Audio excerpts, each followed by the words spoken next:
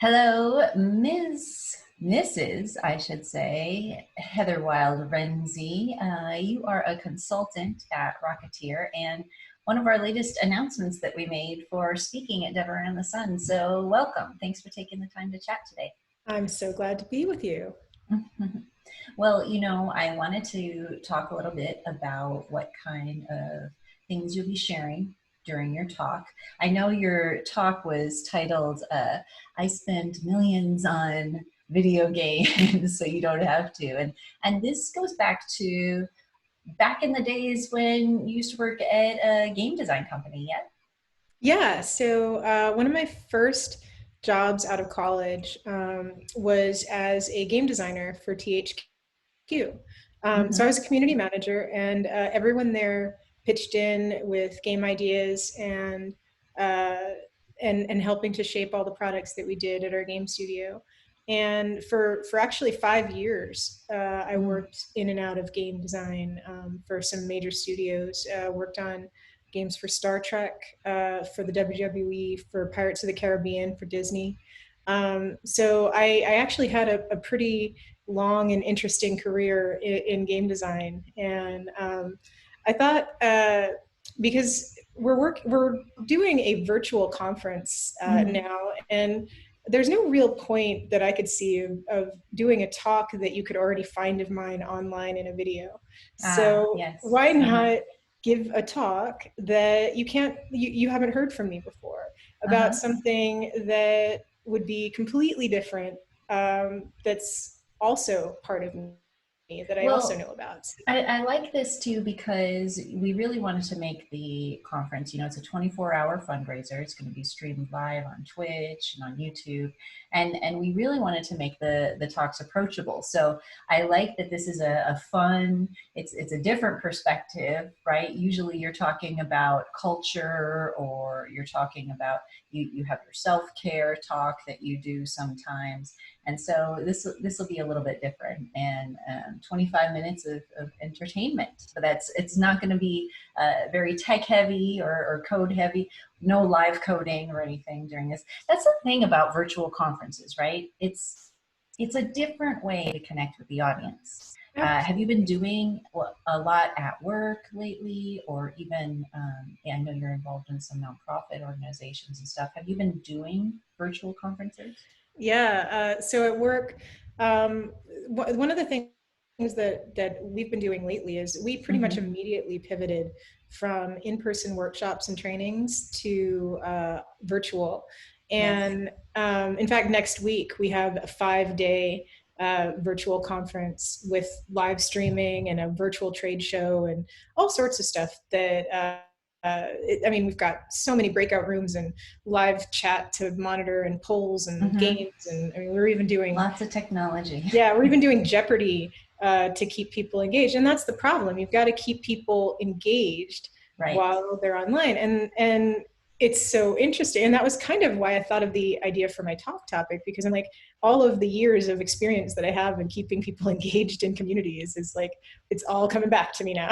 Ah, yes, yes, yes, yes.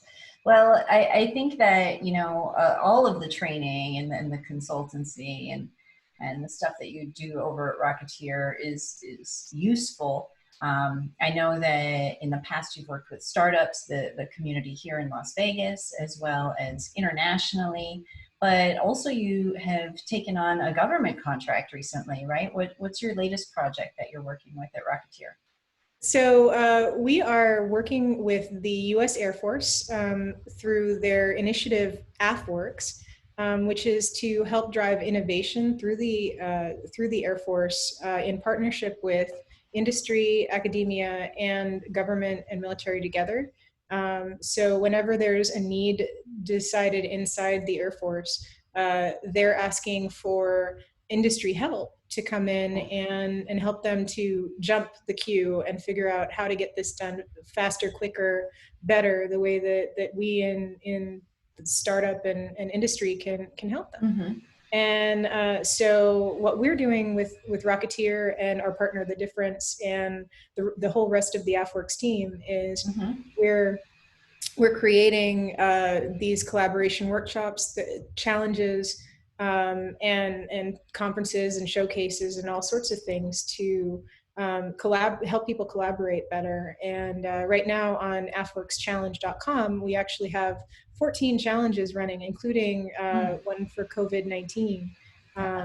So and also we're running in our Las Vegas lab, or in our makerspace. We're creating personal protective equipment to distribute to the National Guard and to the medical professionals at the Air Force Base and around town. And so you're using 3D printers for that, right?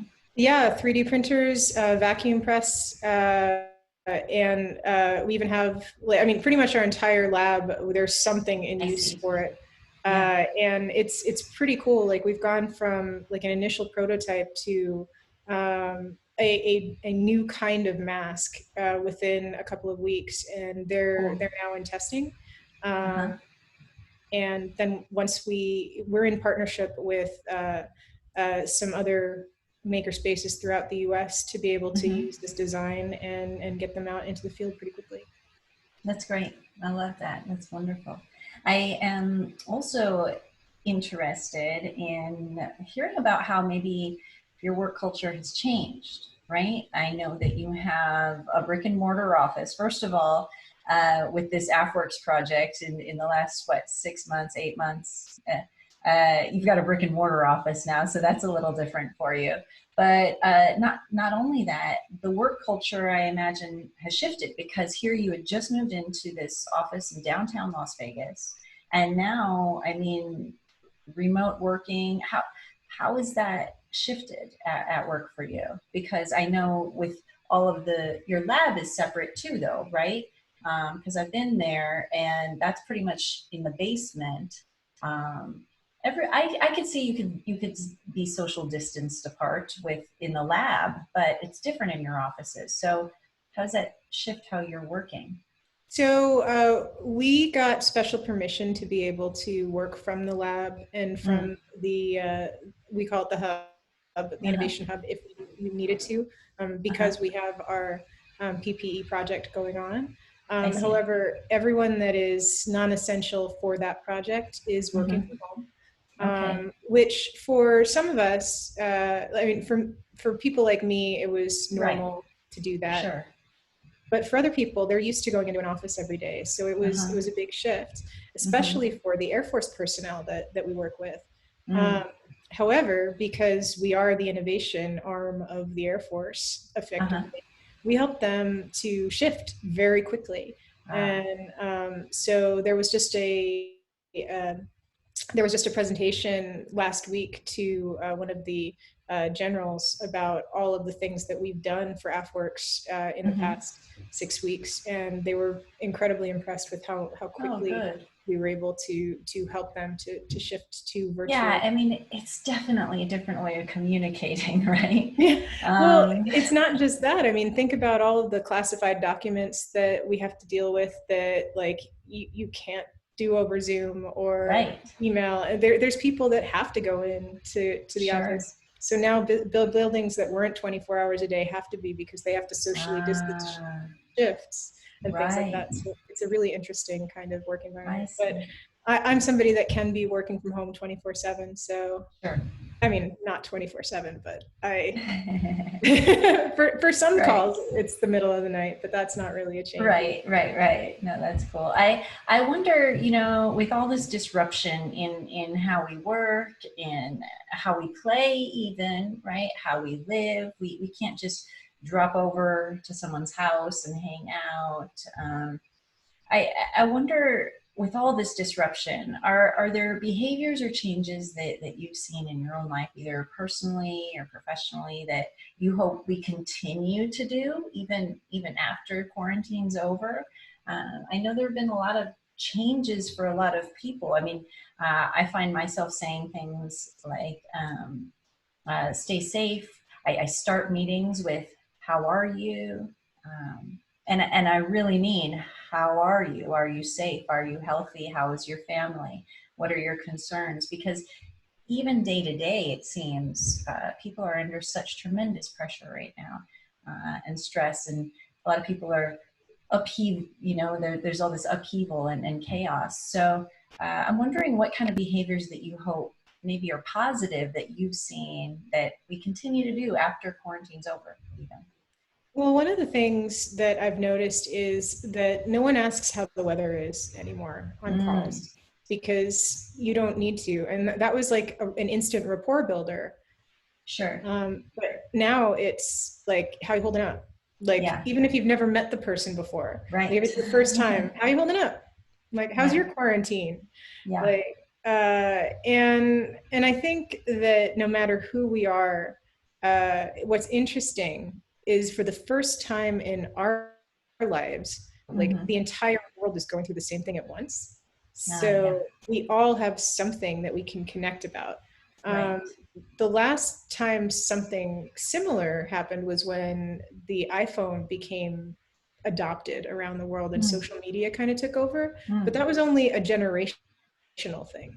So like adults didn't really have that in common with the younger generation, but now everyone is going through this. So one thing that I really would like to stay like people to remember is that everyone went through this in their own way.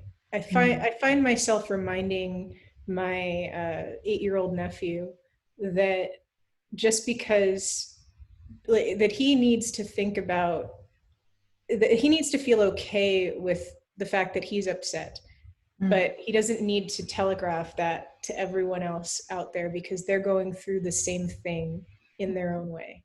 And I mean, he happens to have an ice skating rink that my sister built him out of plexiglass in the basement. So his quarantine is much better than a lot of other people's quarantines, but that doesn't mean that he's not just as upset as everyone else. So. Right. And we're all getting affected. I find myself getting affected by different ways and different times even. And I had a really good, our friend Nancy Gabriel, she wrote a really great post. One of the best mediators here in Las Vegas, Nancy Gabriel, she has mediation around the table. And she wrote a great blog post about the 5 stages of grief. And I thought that was really interesting because every now and then, it's kind of similar to grieving. I was walking through the house the other day and I walked into my office and I paused and I thought, gosh, I kind of miss a stage. Kind of miss standing and looking out and being like, hey, everybody, we're all here to talk about a common thing that I'm really excited about and let's just get into it. Like, I like that feeling, and I haven't had that in a bit. So I've been doing a few virtual conferences. I enjoy, speaking and doing them, but the online definitely is a different Not the connection. same. Yeah. And I'm already very introverted, so the whole quarantine shift didn't really change me a whole lot, except that I'm not traveling on a plane all the time now. But and I love traveling, so I'm a little bummed about that. But other than that, I was already working from home, so from anywhere there's Wi-Fi, so it didn't really affect me all that much. But I realize how much my day revolves around my children and their schedule, their meals, their school times, stuff like that. So that was something that unexpectedly kind of caught me in chaos of, oh, what's happening? Well, one thing that I started to do was I actually I installed an app. I have it on my office wall, but I didn't have it at home, called EarthCam TV. And it's an Apple or Android app, and I have it on my TV in the main room. So it shows you what the world looks like around the world right now from webcams. And while like it's kind of haunting and sad at the moment, it also makes me feel a little bit more connected to the world to see that there's no one on the beaches in Malaysia. There's no one in Times Square, Right. And well, even our conference, the last conference we attended together, Antarctic Conf, You know, Princess Cruises, the ship that we were on is still out there with the crew quarantined. I mean, it's such a different kind of world right now. Yeah. It's very interesting how everything's coming and going, and really so many things are being revealed to us as well that, you know, had kind of been swept under the rug, I think. And we're dealing with them. We're finding ways, and I'm so grateful to Rocketeer as well for their efforts in printing protective equipment. And I'm so grateful to you as well for agreeing to speak at Dove Around the Sun and share your experience in gaming. So May 12th, we'll see you. I don't think our schedule is up yet. I'm not quite sure when you're going to be speaking, but it's a 24-hour live streamed event. And we hope that everyone will be able to make it, whether you're a techie like us, or if you even just know a little bit of code, or if you don't know anything about code, but you want to learn about video games, that's fine. This is going to be a great opportunity. Heather, thanks so much. I appreciate you taking the time to do this interview today and sharing your thoughts. Thank you. Had a great time.